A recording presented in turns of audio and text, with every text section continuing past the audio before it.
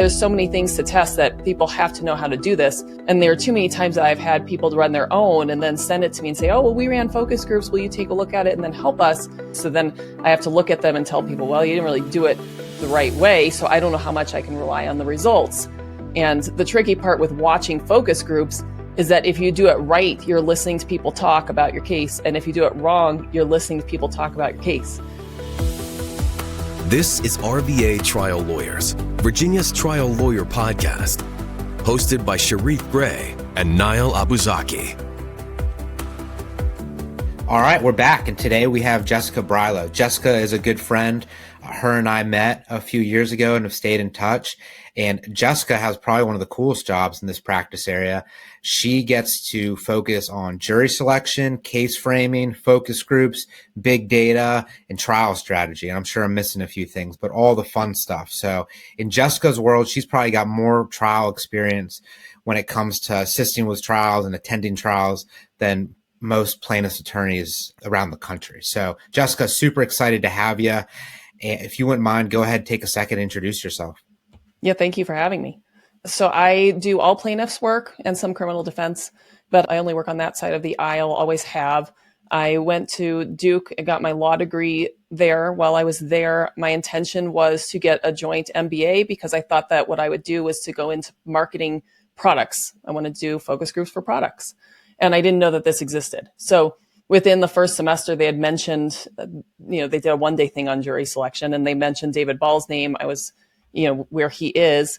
And so I called him and said, you don't know who I am, but I'm a student and I think I want to do what you do. Can we sit down and talk about it? And somehow by some measure of luck, he said yes. I didn't know he was as big as he was even then, but he said yes. And we sat down and then he invited me to shadow him for the next 3.5 years. So I changed my MBA into a master's in psychology and worked with David. So while people were doing moot court or law journal or things like that, I was over at David's house or at coffee shops and studying over his shoulder as he edited opening statements or watching focus group videos and then meeting with the client. So that was my really fortunate training. And from that time on, just have been doing it on my own. So yeah, we do everything like you said, you covered all the main parts. I mean, witness prep and other smaller things, but yeah, a lot of jury selection and testing the case and preparing it in terms of the best framing. You get to do all the fun stuff, it sounds like. I think so. I mean, discovery was not a part of that list. Brief writing was not a part of that list, right? So yes, on purpose, right. Exactly. I'm somewhat envious. And I feel like at some point you got to say, you know what? Well, come in and plop in and do parts of the trial too. And then you'll have even better job, right? But yeah, I'm crazy. I think I would struggle not being in the court. Well, I take that back. You are in the courtroom. I think I would struggle as a consultant with the teaching coaching role because I'm not terribly patient and I would want to do it myself, right? But anyways, no, I'm envious and I follow you on LinkedIn. I've seen you at who knows how many conferences at this point. I've seen you speak, heard your podcast interviews. I've learned so much from you. And so it's really a pleasure to have you. And I know there's just a million things that we could talk about, but in preparing for this, I thought it made most sense to really kind of do a breakdown of what is this thing called a focus group? What is this term big data? We're seeing it more and more. I think it's fair to say that most people recognize that it does have value, but what is it, why use it, and how to go about start using it. And before we get into that, I don't want to forget, but Jessica's company is named Trial Dynamics, and on her website, there's a link where you can actually get a guide that she wrote called Junk In, Junk Out, a guide to conducting your own focus groups correctly. And it's excellent. It is truly a value add. It's not just a couple page thing to try and get you to hire her. It's really a guide to help people who are interested to get started with doing focus groups and doing focus groups correctly.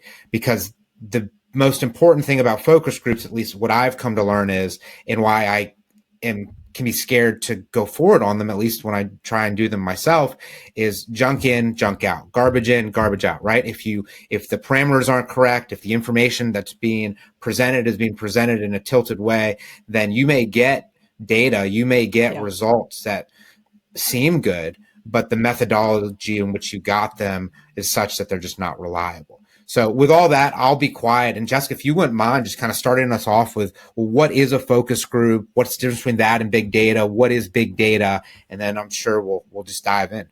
Sure. Yeah, and that guide is free, so don't feel like you have to go on and buy something. Just contact me and it sends me a little email and I send you the guide. So no strings attached. And I don't mind answering questions for people that, just questions to get you set on the right track. I'm not going to put my consulting clock on for that. I want people to be able to do this because you do need to be able to test your case on cases that you can't hire a consultant on, or even on cases that you can, where you want to run 20, 30 different focus groups on different issues as you go along. You need to know how to do that. And then maybe you hire a consultant toward the end, right?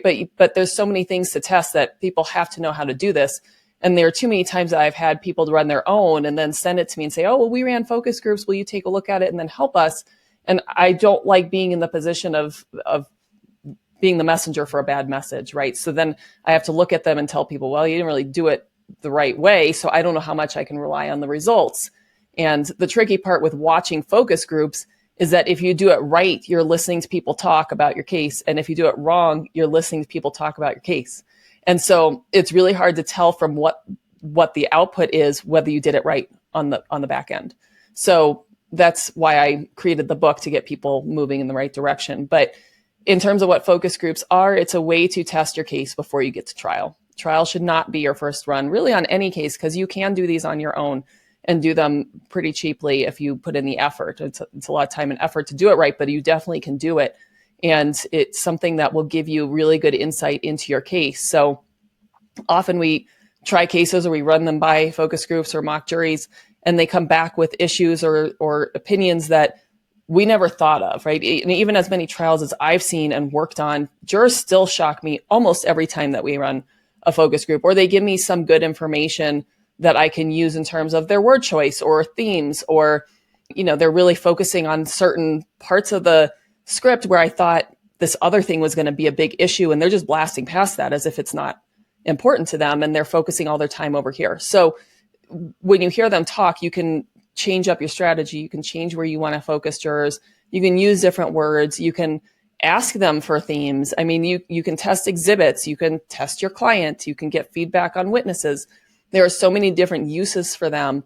And going to trial without one, I mean, I've heard that at this point it's almost malpractice. Like, you need to be able to test it. I've heard the same thing. And what I like to say is, I mean, I look at my kids, right? And like my 4-year-old, he'll go to soccer practice, right? Before there's a soccer game, right? Now we're not at the stage where there's a lot of real competitive soccer games at this point, thankfully, right? He's 4 years old. But the idea that us as lawyers don't need to practice and we just go to the game and make it happen, that's a fool's errand. It's a mistake waiting to happen, right? And so there's so many. Can we talk a little bit about and you already kind of mentioned it, but I know there are so many different types of focus groups, right? Because there's everything from, like, I'm working on one case with Sean Claggett, his team, and John Campbell.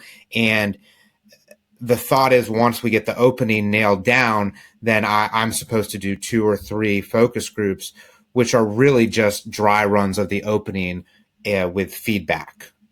But of course, but depending on what stage of the case you're in and what you're trying to test, there are different focus groups to utilize. Would you mind, Jessica, talking a little bit about all the different types of focus groups? Yeah, or maybe a few of if someone wanted to get started in the focus group world, like, what's the type of focus group that they should probably get started with, meaning would have the most value for their specific case?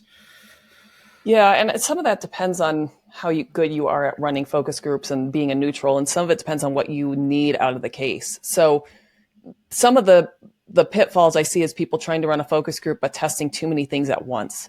So like you said, when you're getting up to give an opening statement, really the purpose on that is to test your story along with testing how you're delivering it, right? So those are 2 variables that we're mixing together, and that's okay when you're close to trial and you are the one who's going to be telling the story. So we need to know what they get from the story and from you. What you won't get from that is what happens when the defense tells their story. Does it shift it? Does it turn it back? So you have to know, just like in jury selection, where you go into jury selection, you can't craft questions unless you know what you need to know. You can't form a focus group and plan it unless you understand what you're trying to test. So for example, you might have exhibits that you need to just show jurors, and you might show it with no context and say, what does this tell you? What story are you getting out of this? And that way you'll know if it's if it's giving the right message. You might be testing your voir dire, in which case what we're testing, and I call this mock voir dire and voir dire prep, is that you are testing your delivery of the information with a consultant or somebody sometimes there to correct, or just sometimes for you to see how it lands. But in those cases, I don't really care who the jurors are and how they're recruited, because I'm not looking for the jurors' answers. It's not like we're actually striking jurors. We're not asking for feedback about the case. We're looking for how you are coming across and whether jurors are understanding the question. So you can go on Facebook or Craigslist and pull some people together and test that. If you are trying to test the case early on in discovery, you may not have a great feel yet for what the defenses are going to be, but you need to get some sort of guideline for where jurors are going and who they want to hear from. And what type of story is this? Is this a medical malpractice case? Is this more of a fraud case? How are they viewing the evidence? So in that type of case, you might do what I would call a concept focus group, where we're throwing facts at them a little bit at a time. This is this type of case. This is sort of what happened. What do you want to know? What do you think the rest of the story is? If I tell you this fact, what's the next sentence in the story? And show some exhibits, and then just sort of have them lead you down a path. So you're getting feedback as you go along. The downside to that is, as you get closer to trial, if you are in there asking questions and leading people through things, you don't get to see their deliberations without your intermingling in that. So, in a jury trial, most of the time the jurors aren't talking with each other until later, and they're forming their own opinions by themselves as they hear all the evidence come in. And then they get to talk to one another. So if you're doing a concept focus group, you're putting emphasis on certain facts that they may not find important, but now it's important because you brought it up. And they're hearing other jurors' opinions because you're going around the room asking for opinions. So if their opinion was going to shift or be different, it's now influenced by everybody else in the room. So you just have to be aware of those things going into it. Doesn't make that type of focus group bad. I run them all the time. It just means that you have to know what you're trying to get out of it. So as you get closer to trial, you might present both sides of the story and have somebody as a neutral say, here's what the plaintiff says and here's what the defendant says. Now here's a verdict form. Try to deliberate. And that way you get to see the deliberation process, and everybody gets to internalize the information on their own before they come to the group. So those are some examples. I mean, that you can use a focus group for almost anything, but you have to go into the planning process understanding in planning backwards. What am I trying to get out of this? And therefore, how am I going to run it, and what am I going to present? Let's do this, if it's possible. Let's just take a regular rear-end collision, personal injury case, plaintiff's attorney, young lawyer. They want to run their first focus group. What do they do to get started?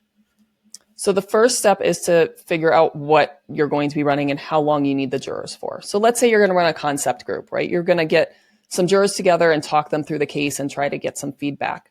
I always suggest running a minimum of 2 groups. If you do one, inevitably in every group, there is one person who is louder and pulls the discussion and could be an outlier, and you have no idea what the discussion would have been without them. So you want at least 2 groups. I say 4 if possible.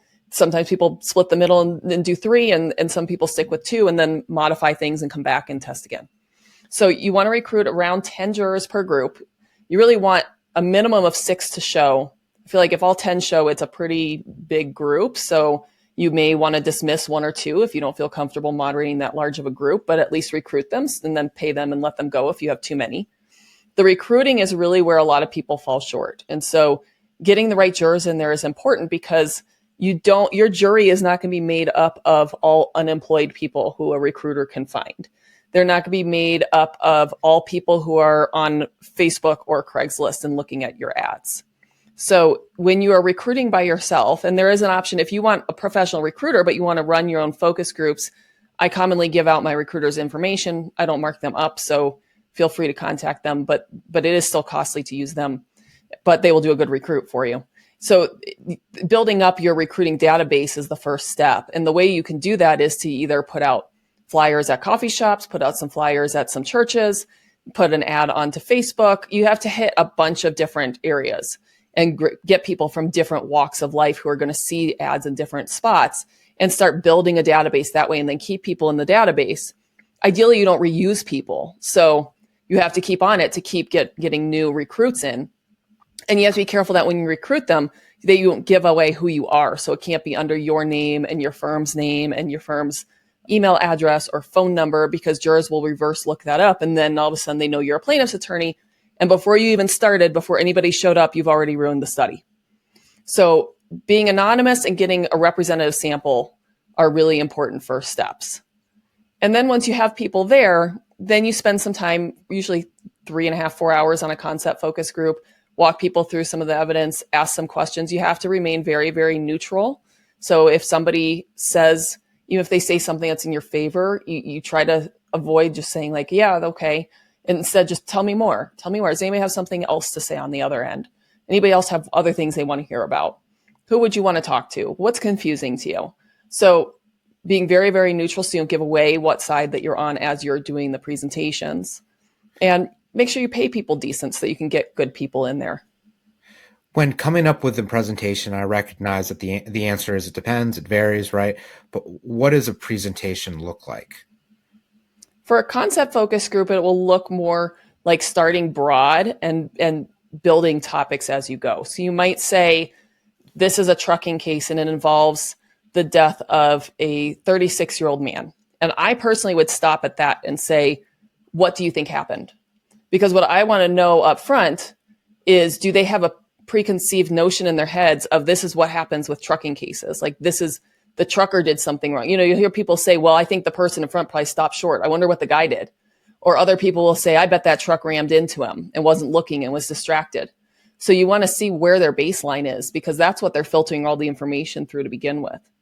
And then I'll give them a little bit more information. This is who he was. This is what happened on that day. And then after you give sort of the synopsis of what happened, then stop and ask some more questions. What's confusing? What are you leaning toward at this point? What are your initial thoughts? What was important to you in that presentation? And then you can get into experts, or you can get into arguments. The plaintiff's going to say this and the defendant's going to say that, and get some feedback as you go along. And are you finding yourself doing more of these virtually instead of in person nowadays? And for someone starting out, which one would you recommend? It's easy for me to say I do them all online because my cases are across the nation, right? Whereas you might have the benefit of having people in your jurisdiction or close enough by that you can easily get there. I don't find that there's a difference in the quality of the research when you do them online versus in person. There's a difference in the feel. And so just like you and I talking over the computer right now feels different than if we were in a room together, it's going to feel different talking to jurors online versus in a room. Now, does that mean the content of our discussion is different? Probably not, right? It's probably about the same. And that's what I'm finding with the online focus groups is the content's the same, the feel is different.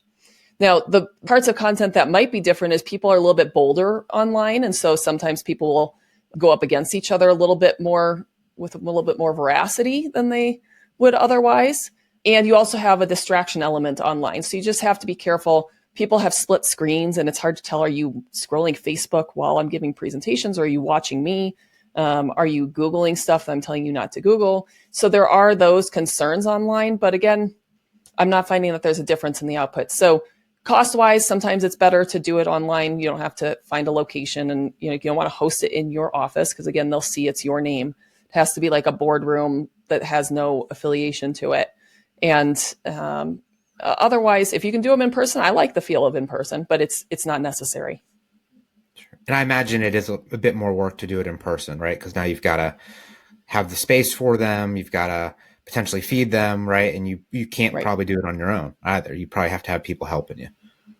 Yeah, it's a little bit more work. It's not bad when it's one group at a time and you can them in from 9 till noon, let them go so they can have lunch on their own. The next group from 1 to 4. You can kind of, finagle it that way and not need too much. And if in a concept group, you don't have to, you're not exiting the room. So it's not like you have to record the session and have live feed from their room to a viewing room because you're going to have to leave them to deliberate. If you're doing deliberations, then now you need 2 rooms because you have to step away. Whereas online, you just mute your camera and turn your camera off. And when you say concept group, we're talking about just getting general concepts about the case, right? You're sharing snippets of information that builds upon each other, and you're asking really general questions and just getting feedback. Is that a fair Correct. description of it? Correct. Yeah. And you can do, I mean, people have done concept groups where they'll lead a discussion and then they'll say, okay, now you deliberate. And that's fine too. There's nothing wrong with it as long as you understand you've already meddled in the discussion. And so their deliberation might look different than if you hadn't had that discussion first and you just let them deliberate. So let's talk about damages. So everyone wants to know, like, what's the value of the case? There are some who say, yep, you can figure that out or get close to it in a traditional focus group setting. There are others who say, nope, 10 people, 20 people, even 30 people, not enough. Now you need to take that step into the big data world. Can you talk about damages in the context of a traditional focus group? And then I'm sure that will transition into big data. Sure. Yeah, I'm of the mindset that unless you have run a ton of focus groups, meaning 50 or above, that you don't really have any feel for what the case is worth. So, it's hard in statistics. 50 is really a bottom line for getting any reliable, statistically significant data out of it. So when you run, most of the people who hire me were running 2 panels, 4 panels, you're not getting to 50. And so it's really hard to know what the actual value of the case is. I think that in focus groups, you're really looking for what's important to them in terms of the value. If you have a quadriplegic, what are they talking about most as what's impacting their life the most? What are the arguments that are sticking with them? And what's the range? I mean, if you're asking for 50 million and they want to give you 50,000, then we may have a problem in terms of the damages asked or the presentation of the case. But you're not going to be able to zero in on it on focus groups, in my opinion. And is that where big data comes into play? Yeah, that's one area where big data comes into play, and it has a couple of uses, but I think most people run to it to get a case valuation because in data, everything is online. So they call it online focus groups, but I cringe a little bit when they do that because people get so confused. I mean, then they say, well, do I get to watch these people? And are there 300 people that I'm watching deliberate? No, not at all. Okay. So big data is you write out a script. We show them videos or evidence of whatever we need to show, maybe 5 minutes of the plaintiff testifying, things like that. But it all gets uploaded online. So people are reading through on their own time and they're watching the presentations on their own time. And then they're filling out forms and verdict forms as they go with a little bit of open-ended input at the back end, but not a ton. And so when you are doing data, you're really looking for that report. What you get back is a report, and it's pretty comprehensive. But the main purposes of the report are to give you a valuation, to tell you what your potential win rate is at different asks. So we'll go through that in a minute. And they'll give you a juror profile because with that number of people, we always say in the consulting world, you can't tell if a conservative is better than a liberal or a male is better than a female. And that tends to be true until you get a lot of numbers. And then you can tell, not 100%, you take it in with all the other information that you have and what people say in jury selection. But you can tell to what degree somebody is going to be better or worse based on their demographics or their beliefs and attitudes, because we're going to ask those questions on the front end and then correlate it with their verdict on the back end. So you'll learn, somebody who's more tort reformed, that much worse for us. Maybe they're worse, but only by 10%. Whereas if they've worked in marketing for some reason, they are, 300% worse for us. And we'd never know that from focus groups. So you'll get a juror profile, and then you will also get a list of top points that jurors rank as important in their decision. I always tell people be a little bit conscious about reading that because people are terrible at self-reporting. So if I ask you why you bought the shirt that you're wearing today, you might tell me a million reasons. I like the color and it's really soft. And that might not at all be the reason why you bought it. So that's why I like to run. And it was easy to find. That's why. Yeah. And I chose it today because it was the last clean shirt I had in my drawer. So and maybe that's I'm true. Being a little too candid now. So maybe it's not. Yeah. So I think it's generally reliable, right? But we don't know for sure. So when you hear people talk about the case, sometimes we'll run focus groups and people talk a lot about one issue, and then we'll run data and that issue won't be top. Something else will be top. And then I have to look at it and say, I don't know if that was the top issue or they're just picking that because it's falling into that theme. So you have to read into it a little bit, but they'll tell you the top defense issues, top plaintiff issues, and then questions that jurors answer, are they more likely to find in your favor on liability or more likely on damages or both or neither? So it gives you a lot of quantitative information. I really like focus groups for the case framing and the qualitative information.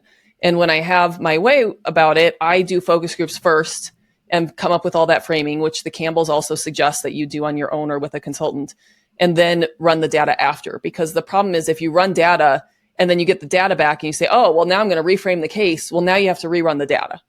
So I prefer to have the case framing set first and then go into data to find our win rate and our damages and juror profile and things of that nature. What is there a certain set of focus groups that you typically run in any given case? And I recognize it varies, but if you had it your way, are there a handful that you're like, yep, we're going to do this first, this second, this third?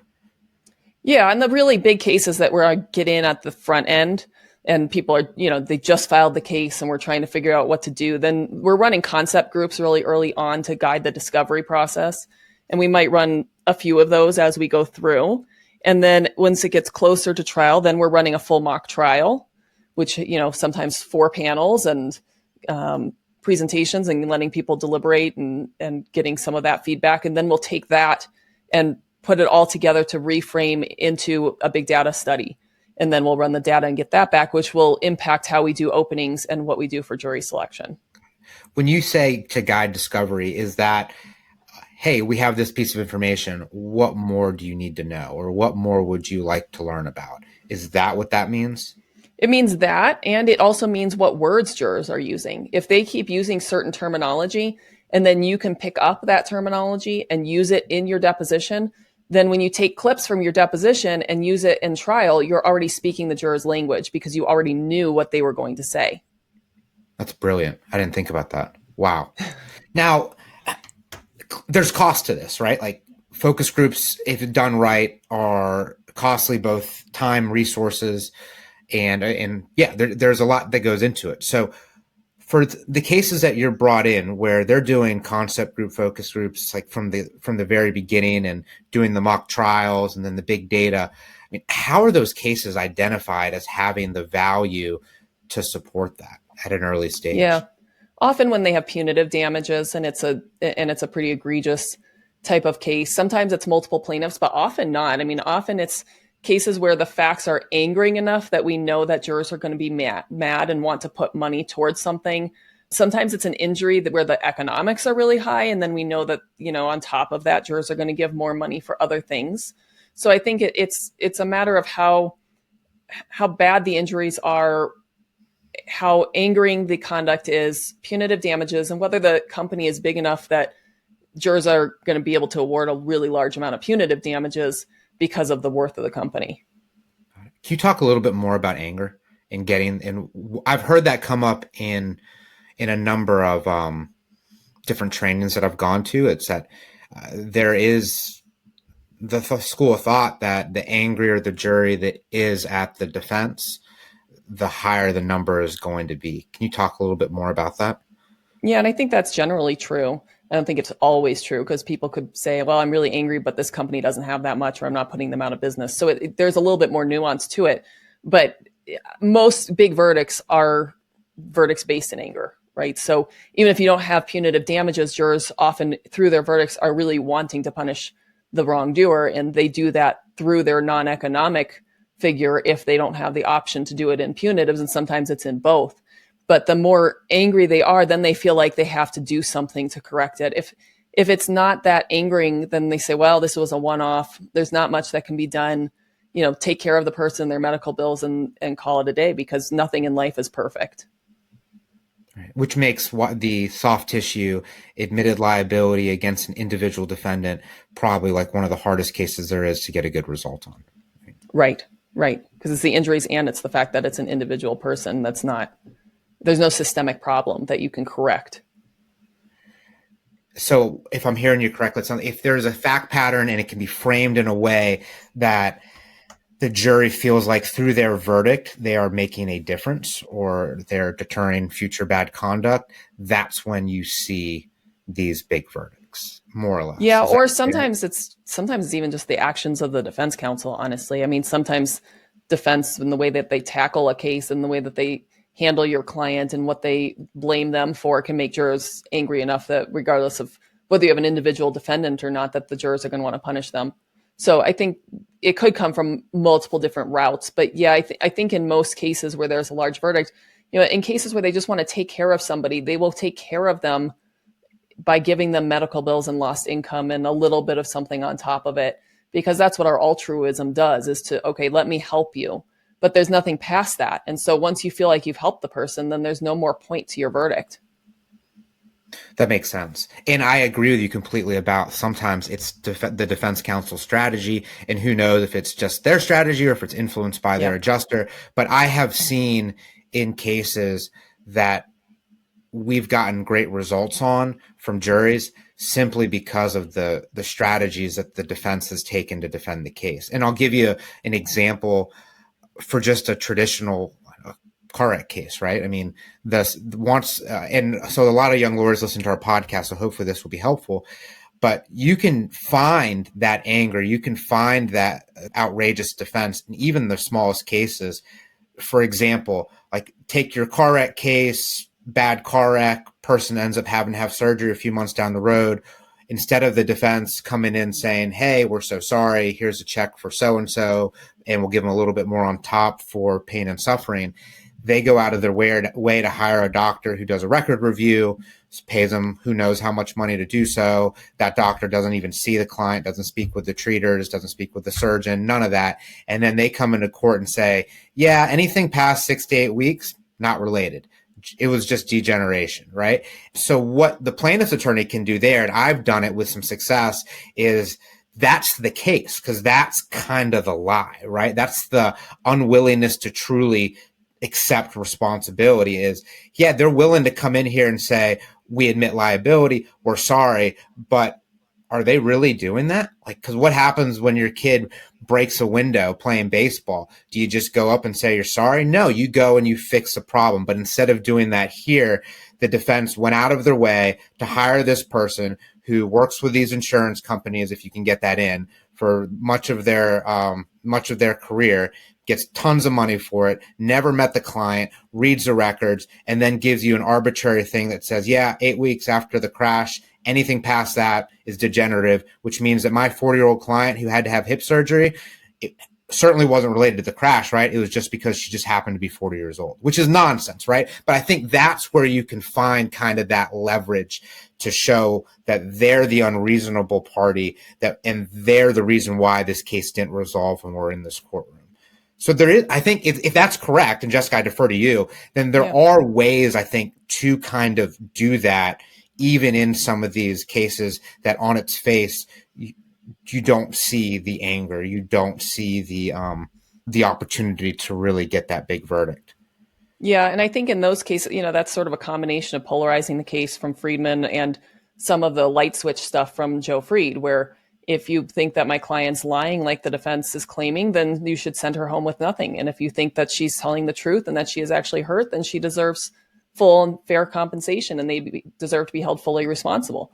And then, then you just have to explain what that means and how much that would be. But that can sort of break it down for jurors. Now, I think a lot of jurors will they tend to dismiss what the experts get paid. I feel like attorneys think it's a bigger deal than the jurors do. And for some jurors, it may make a difference. A lot of jurors don't care that the experts charge really high rates to only one side. I mean, they feel like that's sort of just the business they're in. I think you get them more in terms of missing steps or intentionally not looking at records or things that they know would make a difference in how they would view the patient, that they don't go down those paths. That makes sense. The one exception maybe, though, is if they have a recurring relationship with a certain carrier. I imagine if you can get that, that's probably pretty good. But yeah. I have given up on you were paid this much because my expert was also paid that much. So it doesn't really help. But do you have any thoughts on one thing that I always struggle with is coming up with a way to explain the value of the non-economics? There is no right answer, right? Like there are plenty of analogies. There's the wanted ad there that I think I heard Joe Fried talk about, but I'm sure many people use, or the Mona Lisa thing. There's the fighter pilot, government tells you to eject, even though it's $1 billion plane. I mean, there's all those things. Yeah. Is there anything over in your experience that you've seen that really just makes sense and works on a I consistent think basis? it depends on what your comfort level is. I think whatever comes genuinely from you is what's going to work best. I personally tend to like the man in the black suit from Nick Raleigh the best. I feel like that puts, instead of something like the Mona Lisa, which doesn't have a connection to the case. I mean, you try to make that connection, right? But the man in the black suit, when if you haven't seen it, you should go look for it. Really ties it to what the law says it should be, which is what is this worth to that person? And so it's a much more direct way to do it. And I think the way that story is told is a really good storytelling technique, right? To go backwards in time and before this happened, and the jurors are reliving that feeling. So I really do like doing it that way. For those who are on LinkedIn, you can go and see one of my more recent posts about back to zero. You can also call it back to baseline. And it would go along with any of these other methods. It would not, the purpose is not to replace them, but to just be a visual aid in connection with them. And the purpose of that is to show, when we start talking like Keith Mitnick says about what was taken, jurors understand taken means something negative, right? That they took something from you. But then it stops there. So you say, here's what was taken. This is worth $10 million. As soon as they hear 10 million, in terms of an accounting sense in people's heads, they hear a positive. So it's a net gain to the person. And it's not, right? You're trying to equate the loss with that amount of money, but without a visual to show that, I think jurors switch from a negative all the way straight to a positive. And so that's where you get comments of this is a windfall and they don't deserve that much money, because they're seeing it on an XY axis. They're seeing you in the green. And so the idea of back to zero or back to baseline is to draw, and you can just draw this on paper. Like you don't have to get a fancy graphic, which I have an example of that up on my LinkedIn, but you can just draw a line for zero, draw your y-axis, and then you can say, here are the medical bills. That was $800,000, right? So here you draw a negative bar graph to 800,000 and try to do this to scale, because the scale is going to be important. So it doesn't have to be exact, but the scale is important on this. But beyond that, here's what was taken from her. She can no longer do this, and she tries to do this, but this is how much she can do it. And so all the non-economics, you might do it separately, like permanent impairment would be separate from pain and suffering. And you would draw graphs, and you might put a question mark for jurors, but at least draw it much larger and much longer than the medical bills, and explain with the man in the suit or Picasso or whatever you're going to say, this has such a greater value, and you have to decide what that is. But the only way that the company's held fully responsible and that the client gets full compensation is if these lines are paid all the way back to zero, because any less than that, and it's a deficit, and anything more than that is a windfall. So here's what that's worth. And so the purpose of the drawing is just to get jurors to understand, I'm not putting her 10 million above. I'm trying to get her from 10 million negative back to the 0 point. And so that's one way that you can, and I'm sure there's a million ways, right? But that's just one way you can pair some of those with a graphic to show people. No, I think it's brilliant. I mean, you and I were going back and forth on LinkedIn the other day. Yeah. And I'm blown. I mean, that's huge. So that visual, because it's not an award, and something I've actually done over the last couple of years is like, I'll change the verdict form so it doesn't say award. Like it's compensate for the full, for what, and I can pull in Virginia, there's a line in jury instruction 9.00 in the bottom that's actually fairly good to start the verdict form. And it's something about compensate them for the defendant's negligence, but the language matters. And I got this from listening to Keith Mitnick ad nauseum, but it isn't an award. It's not a prize, right? This is a recognition of the full and fair value that was taken from somebody, their health, their quality of life, which really is what gives this work the purpose. And I think for many of us is a big reason of why we're so passionate about it. It's because in many respects, these cases, while they are all about money, at the same time, at least in my opinion, they're not about money, which is as odd of a statement of that is. It's the money is just a recognition of the value of human life that was taken. Right. And so and that's what makes this work really cool and really, really rewarding. Can we talk a little bit about economics and non-economics? I've heard many say, you know what, like, forget the medical bills. Like, don't even claim them, waive them. Now, I'm sure that the textbook answer is, it depends, right? Like, if your medical bills are $1 million and the case value, you've tested it, isn't too far, much higher than that, right? Then you'd be crazy to waive them. But Yeah. in the case of like, I don't know, I think a lot of TBI cases, there just aren't that many medical bills. Or even a better example would be like someone loses an eye. I mean, there just isn't much a doctor can do for you. Yeah. So you may have what, 5-10 grand in medical bills, but what is the value of now having lost an eye? And why would the argument that it has some correlation to do with what a hospital administrative professional chose to charge you for medical appointment? Like, it just doesn't. To play devil's advocate, there's a correlation, right? If someone's in the hospital for 3 months, the bills are going to be super high. And so presumably the higher the bills are, maybe the more treatment that was required. So maybe the more severe the injury. So maybe the more impact it had on a person's quality of life. But it's Maybe. but that's the thing, maybe, right? What is your thought about anchoring and the ass and economics, non-economics? Yeah, I agree with you. I think when your economic ask is close enough to be a jumping off point for your non-economic ask, then it makes sense to keep it. But I mean, for example, right now I have a employment case where I think the economic damages are like, I don't even remember, 50, 75,000, something like that. And I said, are you claiming these? Because what the jurors are going to do is take that and basically say, oh, well, okay, we're really angry, so let's give her 3 times that.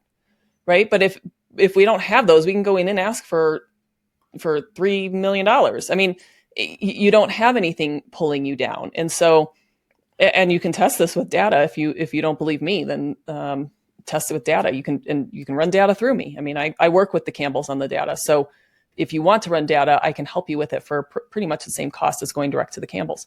But I think you'll see that often it hurts you to keep that in. And it is very case specific. I mean, if you do have a really bad injury, it's usually, these quadriplegic cases where there's so much to be done, then it's worth keeping it in, obviously. And I think it would look kind of weird if you didn't in those instances. But sometimes it's not even the dollar amount. You also have to be conscious of what fights you're inviting. If it's, did you really need this treatment? And then you need 5 different experts to talk about the treatment and why it was necessary. It's like, why are we going to go down that whole path if it's not worth it? So I think to some degree, you also have to consider the length of the trial and how much complexity you're throwing at jurors just by keeping that in. Yeah, and you potentially are also giving yourself opportunities for your case to lose some credibility. Like, let's take that life care plan, for example, where there's maybe they're a little too generous in some places, and that can be attacked. And now all of a sudden, like, this $10 million life care plan that looks so amazing on paper isn't getting the credit that you thought it would in court, and also now has invited so much scrutiny that's bled over to the whole plaintiff's case. Right. One of the things that I've found kind of funny is I think you really know that what you're doing works when you really observe the defense's reaction. And let me give you an example. So a case that it's going on right now, and I waived medical bills or all past economics from the outset, like did not even include it in the complaint. And defense filed a motion a few weeks ago to bring in the meds. And I truly don't know what the meds are. Like, I'd never even kept track of them, never even got them. I mean, I'm sure the defense thinks that I have them and I know them and I know they're low. I knew they would never be enough to justify the case because I'm suing many, many, many millions of dollars. And I just knew. And so, but I know this works because the defense literally filed a motion in limine to allow them to introduce our clients' medical bills, which is like, huh?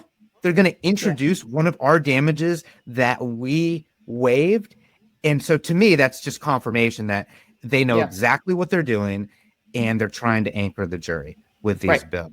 And another thing that I think is hilarious is that, and I just pulled it up on my other screen, and I didn't find the right page, but I remember Sean Claggett a while back saying something about having like read, or I think he and Rowley, right? They like wrote a book in response to the nuclear verdicts by Tyson, or they did a talk on it. I don't know if they have a book or not, but they did talk on it. Or are they working on it? Yeah, I remember watching that talk at TLU Vegas this past year, and the points that the Defense Institute brings up are like if you do the exact opposite, like clearly you're going to have a good day, right? Because it's like accept responsibility when you can really accept responsibility, right? Like don't let the jury get angry, right? Like talk about the economic. I mean, it's really funny. So if you want to see really like what's effective, go and watch the defense and see what they really care about.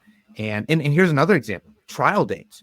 I mean, in this case that I was just talking to you about with the medical bills, this case has been, I think the defense has asked to continue it 3 times because they just want to move the trial date. And why is that? Is it because they think our case is so frivolous that they're ready to go to court tomorrow? No, it's because they know the case has value, and they know that the longer it's delayed, the more opportunity there is for our client to kind of get wet feet, for evidence to go stale. Anyways, they know what they're doing, right? Like these tactics are real. Yeah. But it's fun stuff, though. It really, really is. Well, Jessica, we've got a lot of young lawyers who listen to this podcast, and I'm sure many of them are going to take what you've said and run with trying to start a focus group, or at a minimum, at least go to your website and grab that guide. What recommendations do you have for, let's say, that law student or young lawyer right out of law school who really wants to do a good trial work, like wants to get into personal injury and really do a good job? What are you telling them to do, especially nowadays where it's just not as easy to get trial experience in the civil side compared to the criminal side? Yeah, I think focus groups give you a lot of time to practice things that you don't get to practice in court. So if you're not going to get practice doing jury selections in court, practice them with some jurors. And even if it's somebody else's focus group and you want to come in and just do a little bit of jury selection first, ask if you can practice some of that. There's so many resources these days, right? So just getting on TLU and listening to a lot of people talk there and attending conferences and listening to all these podcasts, that always helps too. But you also have to get out there and do things. And so getting your feet wet where you can do it without spending a bunch of money is really the only way you can do it these days, unless you're in court. So focus groups are a great venue for doing that. Are there certain books that you'd recommend, kind of as like foundational books for the young lawyer trying to become I think there's a lot of them. Damages 3 is probably the most relevant of David Ball's books. The classics, Polarizing the Case, everybody should have that. Rules of the Road by Rick Friedman. I think but a lot of the stuff now is also things like Speed Trial from Joe Freed. I mean, you really have to listen to some of those webinars as well and podcasts, because it's not everything that's in a book anymore. Some things have been updated and then the book isn't really keeping up with it at this point. So I would say a lot of these things you also have to listen to people and not just read. But some of those are the classics that everybody should have and have a background and base on. It almost seems like nowadays, like there's just so much that to some extent it's a bit overwhelming, right? Like it can be so much out there. I mean, even if you go, I'm a big fan of TLU. That's really how you and I kind of met. Yeah. But you go there and there's 3 days of 9-10 different lecture tracks. So right. And people do things differently. People are doing things differently. They're different styles. And because there is no one right answer. What works for one person doesn't work for another. If Brian Panish tries to do a more inclusive voir dire, I don't think it's going to go well. It's just, it has to match your personality. So you got to find the people that you feel like, that feels good to me. That feels natural. Let me try to, and not be them, but sort of follow their lead on how they do things. No, absolutely. Well, Jessica, this has been a lot of fun. Thanks for joining us. So thank you. I'm sure the people listening will hopefully reach out to you, because the cool thing about what Jessica gets to do, as we mentioned when we started, was she's popping in and out of cases and courtrooms every week around the country. So these trial consultants, they know what they're talking about because they've actually seen it. And in many respects, I'm envious of the experience that you and others in your field have. But that said, I don't think I could ever give up the building a case and going into the courtroom. So I've got a little bit of an addiction problem with that. But anyways, this has been a lot of fun. Yeah, likewise. Thanks.